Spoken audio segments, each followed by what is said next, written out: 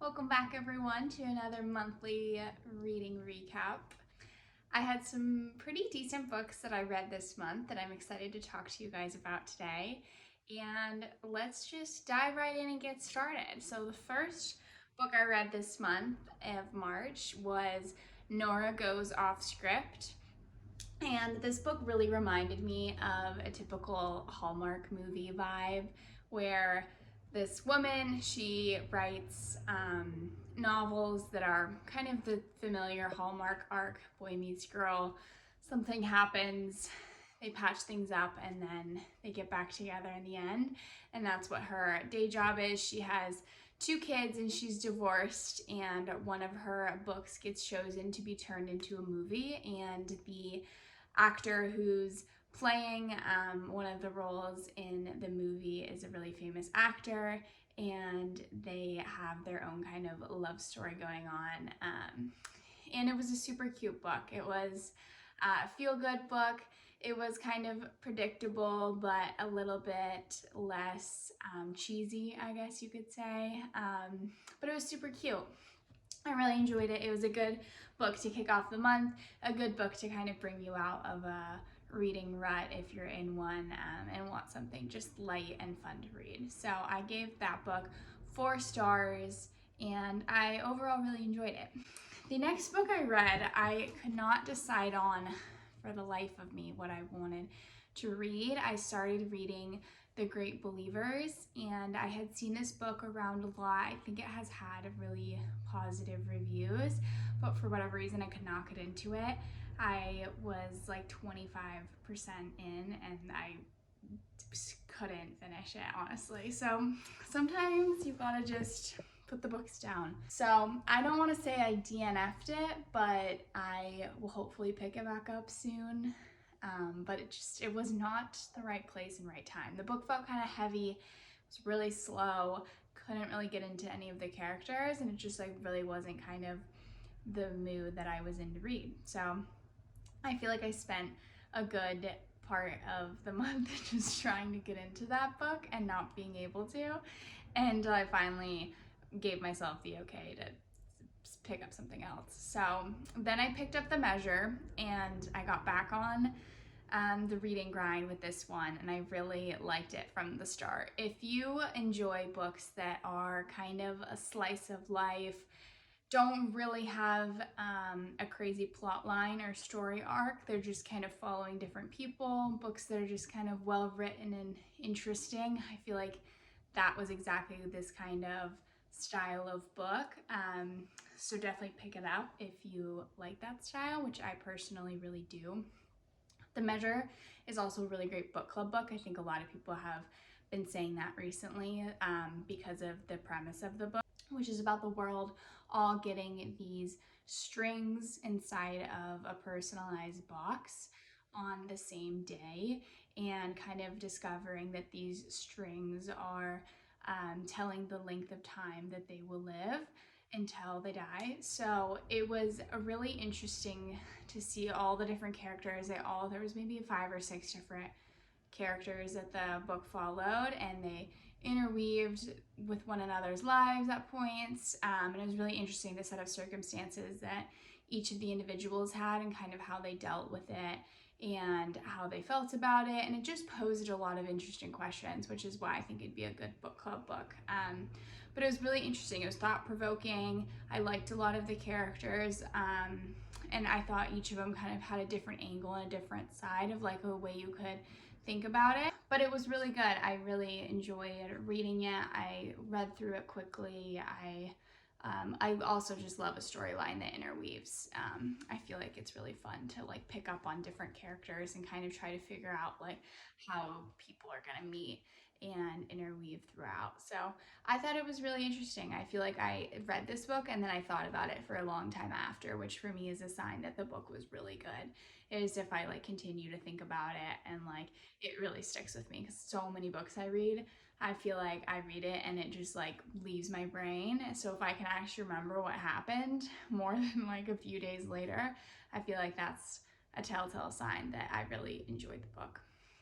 I gave that book 5 stars because I feel like given that criteria, I really enjoyed it and liked everything about it. The next book that I read was One Italian Summer. I read this just as a fun little lighthearted book.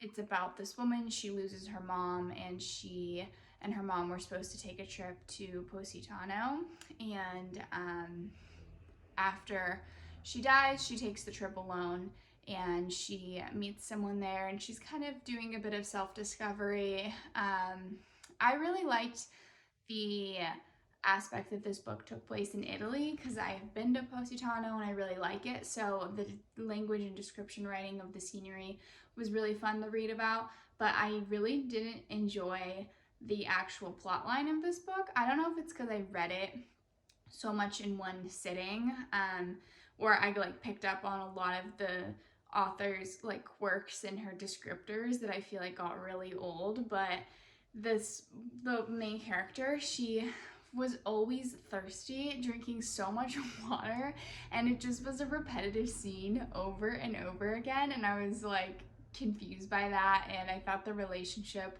between her and her mom was like nice, but also a little bit strange, and I just didn't feel like I got her, related to her in any which way. She kind of has a fling with a guy who's in her hotel, traveling solo as well, and they make it out that this guy is really, really attractive and a go-getter, and kind of a guy who has it all, and he really likes the main character, and I like could not figure out why or what even he knew about her or liked about her. So it was just missing, I think, some depth and some character development, and yeah, maybe just like a little bit better of a plot line, some more like intricate factors, I suppose. So I really liked that it was in Italy. I thought that was fun. And I think if you're like planning on going to Italy or something this summer, or the Amalfi Coast, it is fun to read about and like get restaurant recommendations even, because everything from the book is a real life restaurant and place, I think. So from that standpoint, as like reading it as like a pre-travel guide, I think it'd be fun. And the book was lighthearted and really fast to read, but from like an overall story perspective, it really like wasn't my favorite. So I gave that one 2 stars actually. And then the last book I read this month was To Shake the Sleeping Self. This is a nonfiction book. I, for whatever reason, read all my fiction books on my Kindle, and I buy hard copies of all my nonfiction books. I don't know if anyone else does that, but I've had this book. I've been reading it for a while as I've read other books, and it's really about this guy, this turning 30, and he decides to bike from Oregon to Patagonia, and have this travel excursion, and kind of the whole aspect of self-discovery, and what, you know, he wants to do with his life, and what are his values and what are his beliefs. He questions his religion a lot, and it just kind of tells this tale of him biking this whole journey and kind of what happens. I feel like in the beginning I had a lot of I feel like in the beginning I really liked the premise of this book and the idea of this book, but then as I got through it, I found myself not really learning much or really uncovering much. I'm not sure what kind of genre you could put this in besides it just being nonfiction. I was thinking it'd be a little bit more self-help like, in the sense that the author would offer some different perspectives and questions to think about your own life, and kind of like give insight into how he ended up getting to where he was by the end of his journey.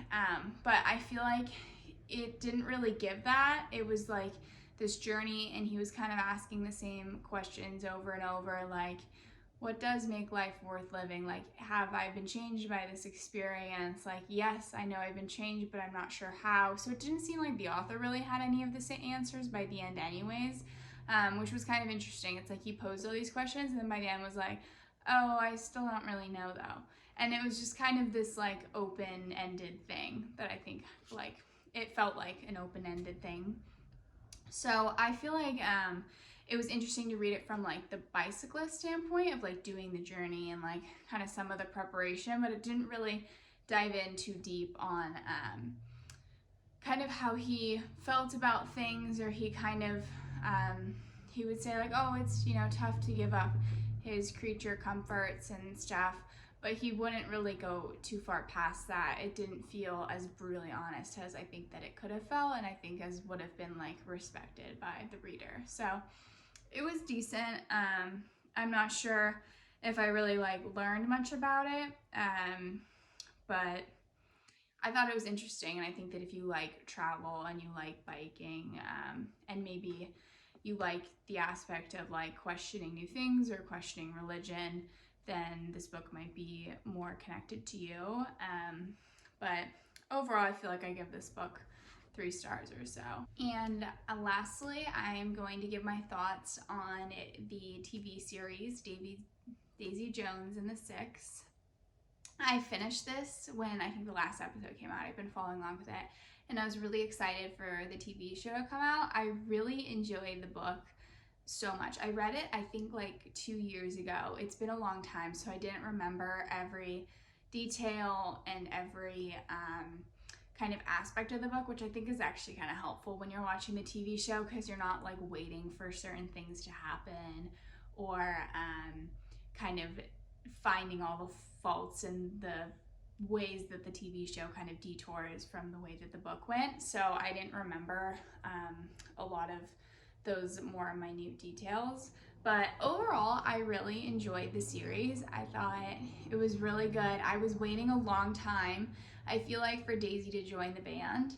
Like, I feel like the first few episodes, I thought it was gonna kind of kick in and Daisy would be like in the band. And I was like, okay, like I just want Daisy to like meet these people. Like, I found myself really waiting for the moment in which she joined the band and like met up with them. I loved a lot of the actors. I thought they all were really well cast, with the exception of Billy. I did not like Sam Claflin as Billy at all. And I was a big Hunger Games stan back in the day when he played Finnick, and I thought that was like the perfect casting, and I loved it, but I feel like he's maybe too old for the role now and not really giving rocker vibe. I don't know. It just seemed like Camilla could do better than him and Daisy could do better than him. It just didn't like fit for me with the whole book and the whole scheme of it all. So I feel like that was my one big complaint, was the casting of him. And he looked really old when he was supposed to be young, and I feel like he almost looked younger in his older interview scenes. So that was like kind of strange, and I'm not sure how he grew up with curly hair and then like did he straighten it for his interviews, because that was also a weird like discrepancy. But overall, I really enjoyed it.